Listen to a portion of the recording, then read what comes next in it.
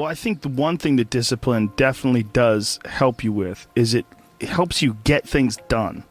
And when you get things done, when you actually do things, you have more success. If you have more success, and sometimes a big part of success is just not being fucking lazy and just doing it. Yeah. That's like 90% of it is just showing up. Get there and start working. Like, you're not going to feel perfect every day. If I only worked out when I felt good, I'd be a fat fuck. Because there's a lot of days I don't want to do it. It's pretty much the same with everybody that actually gets good at something. That there's got to be those days you push through, and they're probably going to be more numerous than the days you don't. And so the benefit of discipline in my eyes has always been that through discipline I get things done. Yeah. I always say that I'm like the most lazy, disciplined person I know, because I don't want to do it. Yeah, but I always do.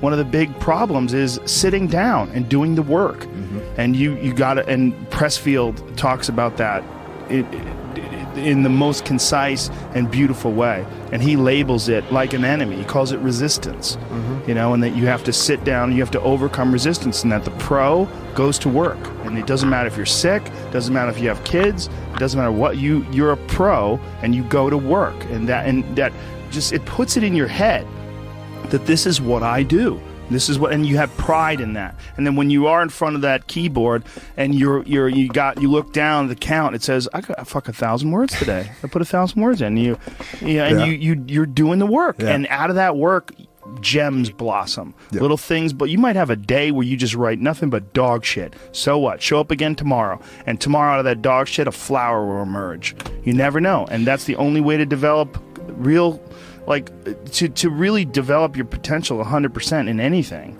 whether it's as an author or even as a martial artist. There's a lot of creativity in martial arts. To be a great striker, you have to be creative, because you have to develop patterns or execute patterns that aren't going to be perceived. This idea that life is hard is something you're supposed to shield from them, it's so silly. And, I've had this conversation with my friends, because everybody that I know that's interesting had a fucked up life. But now we have kids, and the last thing we want is our kids to have a fucked up life. So we put our kids in these good schools, we live in these nice neighborhoods, everybody eats healthy, and there's no fucking domestic violence, and everybody seems, it's so different than all of our lives. And we were talking about it. Me and Brian Callen were actually talking about it. Look, we all had fucked up childhoods, and everybody we know had fucked up childhoods. And they're all interesting, but I don't want my kids to be boring, but I also want them to be safe. So it's like, how do you approach that? I mean, I think you get involved. This, what I've chosen to do is get my kids involved in martial arts and give them the opportunity to pursue difficult things, and understanding that through pursuing these difficult things, like in accomplishing stuff, like you learn something about yourself. You learn that you have this ability inside of you to overcome. Get obsessed with life improvement. Find things that you enjoy doing that are difficult. Do them and get better at them. Seems so simplistic. It seems like a ridiculous, idealistic point of view, but it's effective. Well, you need some amount of pride and some amount of ego to get good at things in the first place, because it's such a counterintuitive notion, because you have to have a belief in yourself. You have to be able, like when you start out at jiu-jitsu, you're a white belt. Like, I remember being a white belt and being like, oh my God, I am fucking never going to get good at this. I'm going to suck forever.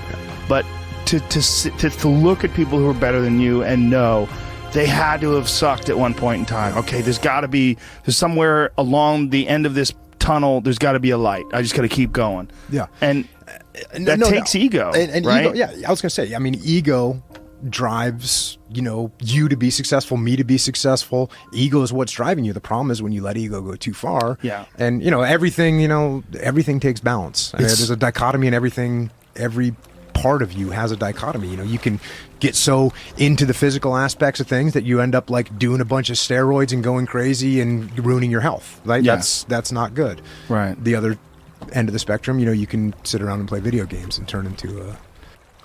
Bodybuilding is a great example of that, because when you start lifting weights, you're like, God, I'd like to be stronger. And you start getting a little bit bigger. You're like, oh, look at that. I got a muscle. Woo, this is cool. And then you keep going, and then you keep going. But some guys get so fucking crazy, they won't stop until they have 22-inch arms. And they want to have thighs that are so big, they have to walk like they've got a barrel in between their legs. And, and they just can't help it. They just take it to some completely unhealthy place. Yeah, it's rough. Yeah, well, it's just the nature of trying to get good at something. You got to recognize what's good and what is just fucking insane. For some people especially, they're just experiencing way too much pressure. And that pressure, a lot of times, it's just an imbalance in perspective. And some of it's, I was talking to this mom once. Her daughter does gymnastics with my daughter, and we were talking about kids killing themselves where she used to live. She used to live in one of the really wealthy tech areas outside of San Francisco, and a bunch of kids that went to school with her daughter that were like 15, 16, were jumping off bridges and shit. Like, it was like an epidemic. And they were trying to figure out what the fuck is going on, and they're literally calling it affluenza. That these affluent kids and their families are literally worth $1 billion. I mean, everybody's super rich, and they're having this insane pressure, like before high school and in high school, to be in Ivy League schools and to get 4.0s and all, and they're not having any fun, and they're not experiencing life, and they don't have any hope, and their parents are all on fucking pills, and they're just killing themselves.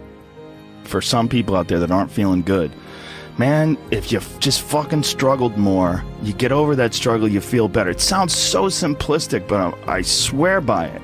I've felt shitty myself, and then forced myself to work out, and after I get out of there, I'm like, whoa! 100%. Fucking it's 100% guarantee. It's hard for people to break momentum, too. Momentum that's good momentum, or momentum that's bad momentum. When I get on a good groove of working out all the time, I feel it. Like, after I'm done working out, I'm like, yeah, I can't wait to get in there again. I can't wait to work out again. That's the good momentum. But then there's that bad momentum, like you get injured or something like that, and you can't do anything for a couple of weeks, and then to try to get that kickstart that motor up again, it's hard to get momentum. There's a lot of people that are eating shit food, and then by the end of the day, your body's in a crisis. Your body's just processing all this bullshit. And if you're eating a big, bullshit lunch filled with nonsense, like, your body's got to process all that stuff. And so at the end of the day, yeah, you're going to lose your willpower. So, like, when 5 o'clock, 6 o'clock rolls around, you're going to be tired. But if you have a healthy lunch, and you're properly fueled, and then you also have positive people in your life, everyone's motivated, by the end of the day, you're going to feel good. Whatever the fuck your thing is, just go and do it. Just force yourself to do it. And if you feel like shit because you ate lunch, then your lunch was, filled with bullshit, well then, hey dummy, don't eat shitty lunch tomorrow. Tomorrow, try a nice salad. Try a salad with some salmon and see how you feel then. You're like, hey, I feel way better today at 6 o'clock. Duh. Now your decision making will be better. Like, people don't understand how significant it is. Like, all these little decisions, those are like that's the path for the rest of your existence on Earth. And if you decide to go to fucking Cheetos chocolate chip cookie route, you're just making a shit path. You're carving your fucking path through broken rocks and glass, and it's not the way to go. You know what else doesn't exist in a day-to-day life? A place where it's okay to be a man. It's actually okay to be a man. It's okay to have man thoughts. Like, everybody is so toned down and neutered. It's like human resources and corporate life has watered down people's natural behavior to the point where people are just dying on the inside, sitting in these fucking cubicles, rotting, just freaking the fuck out, having all these thoughts they can't entertain, having to pretend to be someone they're not all day long, putting on this bullshit way of talking, this fake way of thinking. Everybody's got to subscribe to whatever fucking ridiculous policies their company wants to enforce. And you're just a robot, and you get out of there and you just want to scream. It's this fear of discomfort. People have this extreme feeling in their mind when it comes to their associations with exercise. They want to avoid discomfort. They feel like any type of exercise is just like something to be avoided. That's not for me. Fuck that. I don't want to sweat. I don't want to strain. And a lot of times, this association that they have is about the beginnings of getting in shape. It's not about once you're actually fit. Because once you're actually fit, exercise is something you look forward to. It's an alleviation of stress. It's it feels great. Like if I can't get a workout in, I look at my schedule. I go, oh shit, I don't have any time for a workout, which means I'm not going to get that good feeling.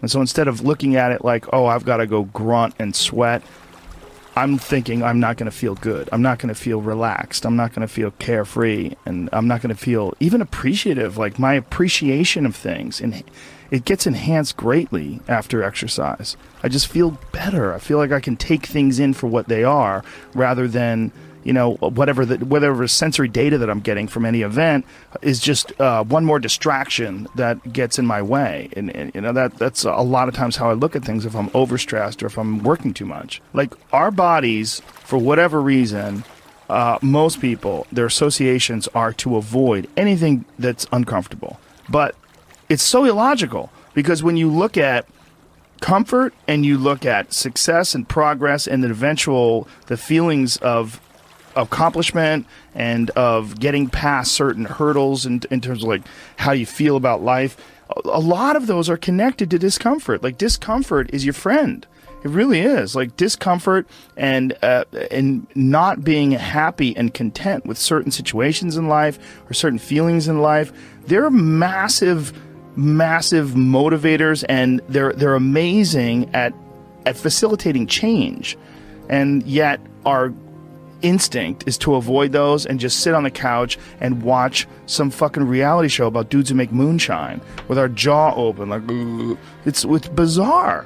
And for me, at least, when I get like really disciplined and really I get really consistent with my workouts, one of the things that I almost feel momentum. I feel like there's like a push behind me, like, all right, like after I get out of the gym, I have a really good workout. I'm like, yeah, now I'm doing it. I'm doing it all the time now. And I'm looking forward to the next time. And it makes that resistance much weaker, and it makes my motivation and my discipline much stronger.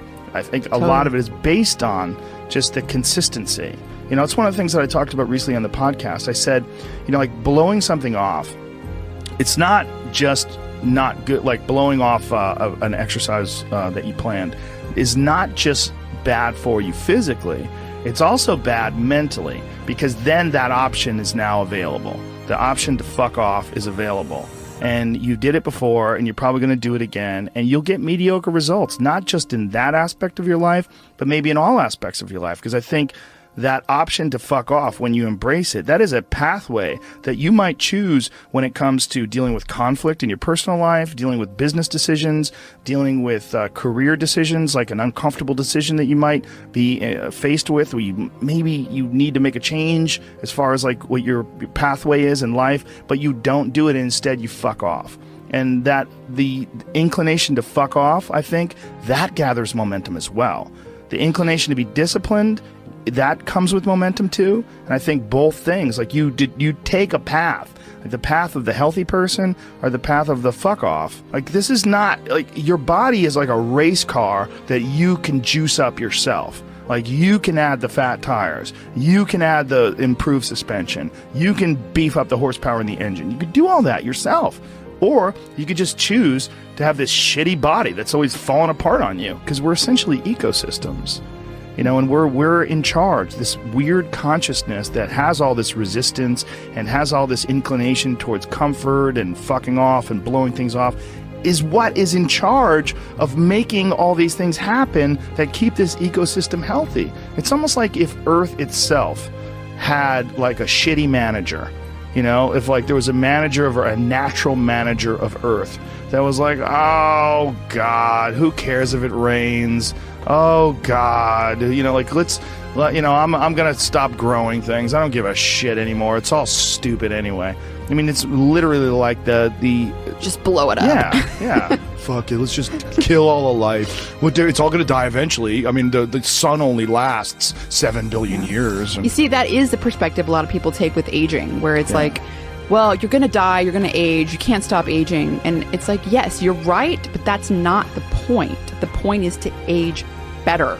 Like, that's the point. The point is to increase your health span, you know, and that is, we know is possible. Like that can, there's some of these like centenarians and super centenarians I've seen that are like, over 100 years old, and they're like riding bikes and racing, and it's like, Yeah. they're old. They are very old. But they're experiencing a very good quality of life. Yeah. And they're experiencing a quality of life that these other people that don't exercise feel. They physically feel their own body diminishing, and they just feel it's inevitable. It is what it is. You're wasting your time. You're out there running around. But no, we're not, because this experience right now, it's not like, no one's under the illusion that you're going to live forever, but you are enhancing the experience that you're currently involved in right now. And you are alive. Right. You are alive. You do experience this life. But do you experience this life optimally? Is it as enjoyable as it can be? And we all know that there's a spectrum for that enjoyability.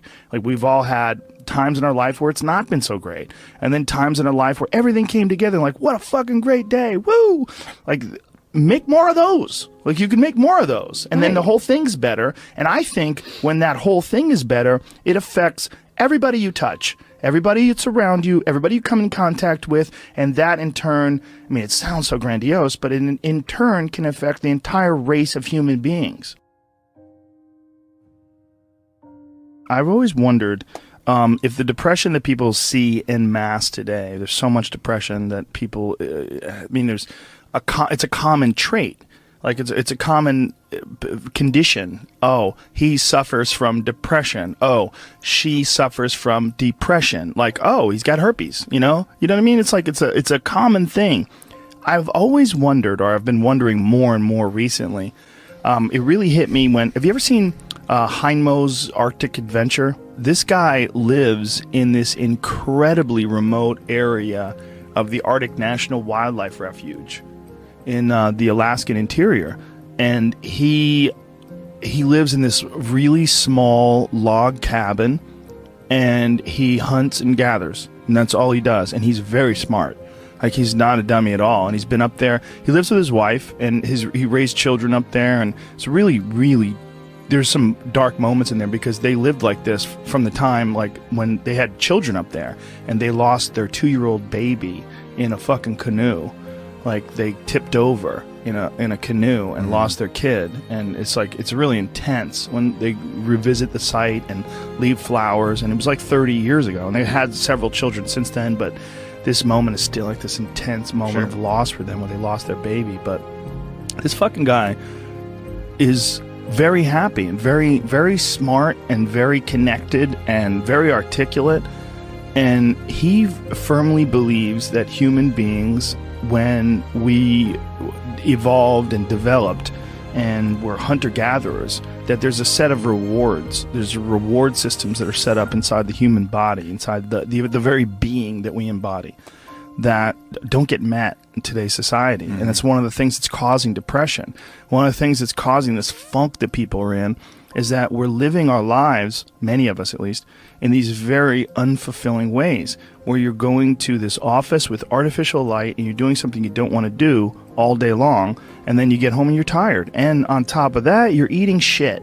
You're eating potato chips and you're drinking soda, and your body is just like, what in the fuck is this? We're supposed to be out in the fields. We're supposed to be walking up hills. We're supposed to be looking for animals or gathering vegetables. We're supposed to be doing all these things that our body's designed to do. We're supposed to be in nature. Yeah. And nature is like a medicine. Like, it literally is a medicine to you. Like, people that go, you don't have to go hunting, you don't have to go fishing, just go fucking hike, man. Just go hike up to the top of a mountain and look out.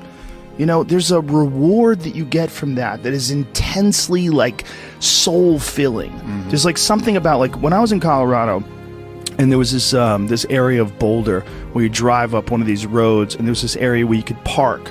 And it was this incredible view, man. And these people just park and just go out there and just look. But you get there and you park and you go, fuck. Because you would see, you're literally seeing the Continental Divide. These snow-capped mountains in July. Yeah. In July, it's covered with snow. Because those mountains don't give a fuck. Perspective. Oh. You know, just this whole new perspective on it. And I think nature, the ease of suffering is always in presentness. You know, when you're in presentness, truly locked in presentness, there is no suffering. There can be pain, but no suffering. Suffering is something created by our own minds. And I think nature is one of the great ways to do this, because humans, we take cues from our environment. And nature, as I was saying earlier, is always in the present. You know, there's this natural presentness of all the animals, everything around you. Whereas if you get around a bunch of people watching Housewives and stressed about this and popping pills, you're going to take on that energy too, and you're going to lose your presentness because of your surroundings. So it's like this ultimate regrounding tool where we get back to present moment again. Yeah. You know, and that's such a fucking key element to human happiness. And I think the other key element is having something we're fighting for. You know, having a mission. I think we're all forces, and that force needs to have an effect, needs to have a reason that it's moving in a certain direction. And I think with all of our needs and all of our needs met, you know, where we don't have to hunt for food, we don't have to acquire everything, everything's relatively easy, and it's all about advancement and all this. We've lost a lot of the basic mission, which was the mission to survive and procreate. You know, so, and we haven't replaced it with any other universal mission, which is, I think, one of the big allures of these things like wars and these things like creating an enemy. Well, at least then you have a mission. And when you have a mission, human beings are happy. You know, like Bertrand Russell talked about, he did a book, Conquest of Happiness, and he had his own fucked up attributes. Every time I bring him up, people talk about his fucked upness. He was into phrenology, and he might have been a racist, whatever, but he was a good philosopher. Smoked constantly. Yeah. But anyways, he talked about the happiest person he knew. The happiest person he could find was a groundskeeper on a manor who every day woke up and was at war with the rabbits of the grounds. He just declared that the rabbits were the fucking enemy, and he would go out with his gun and he would hunt as many as possible, and he'd go morning till night, and he would kill as many rabbits as he could, because it was the rabbits were the ones eating the hedges and the flowers and whatever. So he basically made the rabbits his enemy and struck out every single day to kill as many rabbits as possible. And that dude, according to Bertrand Russell, was happy as fuck. He had a task. He had a task. He had a purpose. You know, he had a mission. My mission is to destroy the rabbits. I used to have a dog like that. Yeah? I had the happiest dog ever. His name was Frank Sinatra. And he was a pit bull that all he lived for was killing lizards. And my house, my old house, not the house I'm in now, but my old house, had this one, it's like on a hill, and there's this one wall where these lizards would run up the wall. And so Frank, I would literally let him out in the morning, and he would fucking bolt out that door. It's like, time to go to war. Like, and he would run and go look for these lizards. And he would stand there, like Eddie Bravo would just watch it and marvel. He'd be like, fuck, man, this dog does this every day. This dog does this every day. I go, this is what he loves to do. And he would go there, and he would have his paws on the wall, and he would, and he would go crazy, and he would jump up and try to grab a lizard, and occasionally he would get one. And he'd be like, fuck yeah. And he would get one, and he would go looking for another one. He would go, and it was a pretty big yard, so he would go wandering around the yard looking for anything else that fucked up, anything else that was slipping. There was constantly, unfortunately, twice I had to take him to the hospital because he got bit by rattlesnakes, because rattlesnakes were slipping too, apparently. He killed the rattlesnakes, but the rattlesnakes fucked him up. Yeah. He had like a water balloon growing out of the side of his head. Both of my dogs, by the way, that's a real problem if you don't have the money to pay for the serum. It's super expensive. It was several $1,000s to treat them for this rattlesnake venom, anti-venom shit. It's like, I was like, man, what if I was poor? What if... that's a whole fucked up system. Like, they inject horses with the venom, and then they like get the antibodies from the horses. It's like this archaic system. I think my friend Donald Schultz is working on, he's a big snake handler guy. He's working on ways to innovate around that, because it's kind of like a real backwards system that they have, how you get anti-venom. Well, a horse will survive, so let's just fucking sort of put the venom in there, and then we'll get the antibodies from the horse, and then, you know, it's a weird thing how they do it. Yeah, well, that's a real problem with people that are vegans. If you're a vegan and you don't use any animal products, and you get bit by a rattlesnake, you got two choices. Compromise your morals, or that's a wrap. Yeah. You know? But this dog was so goddamn happy. He had missions. Yeah. You know, he would go out of that yard, and he wasn't bored. He was like, please take me for a walk. Come on, man. He was like, see ya, dude. I'd open that door. He was gone. He just had his little mission.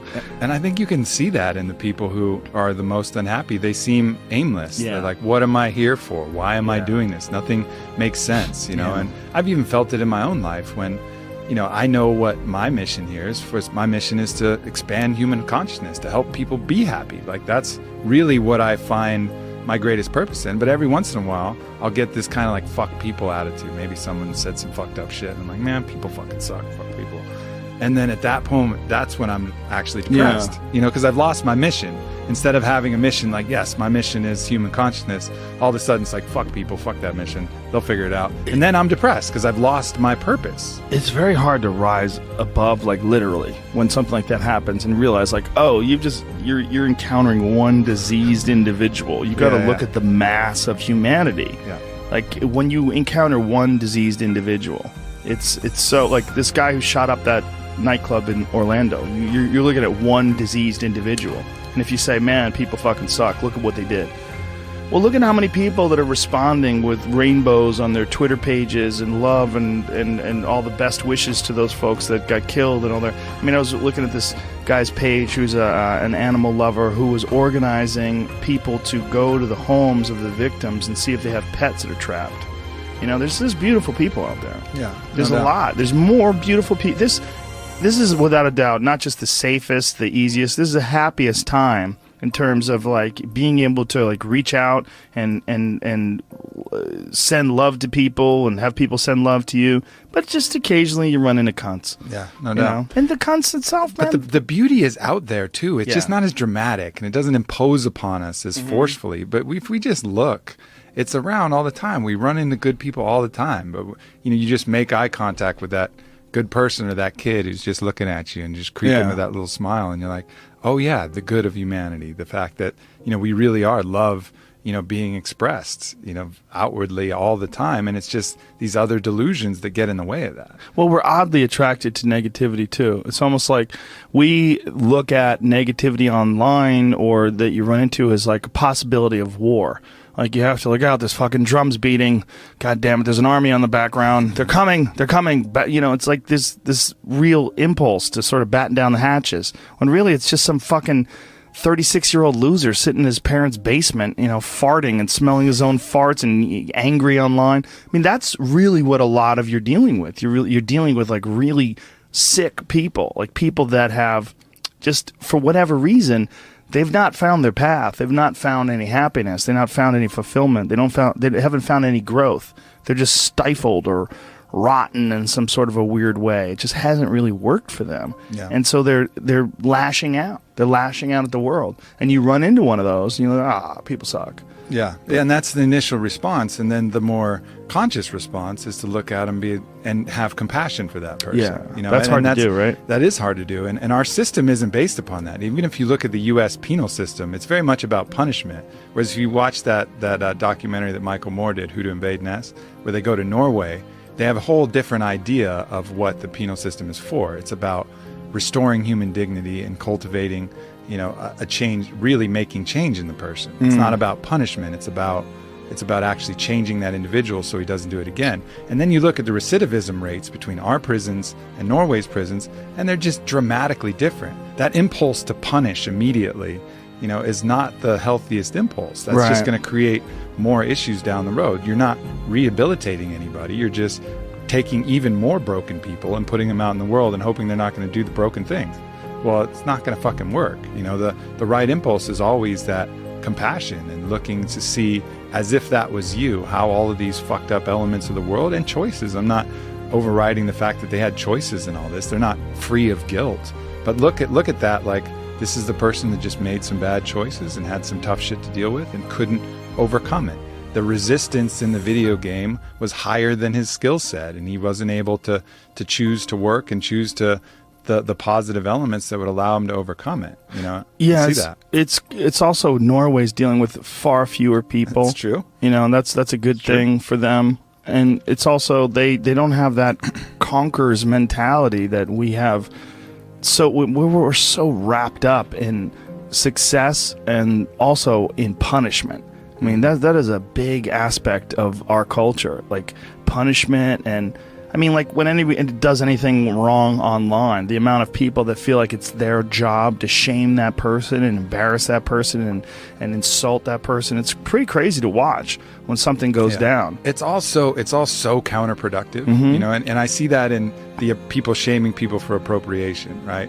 So let's say, for example, someone wears a headdress at a fucking festival, right? They're probably they're not doing it to mock the Native Americans, most likely. It's probably like a mild appreciation and interest. I think this looks cool.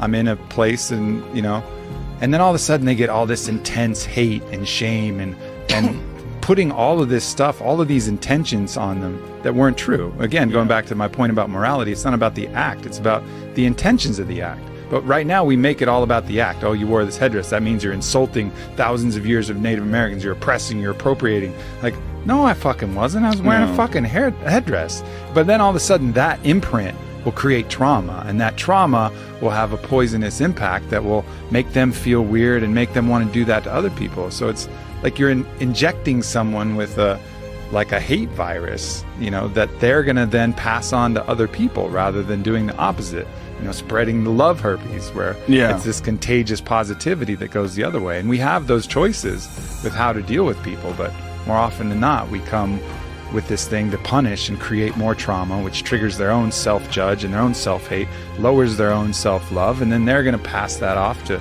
kids, family members, people around them. There's just two sets of dominoes that we can choose to take either path.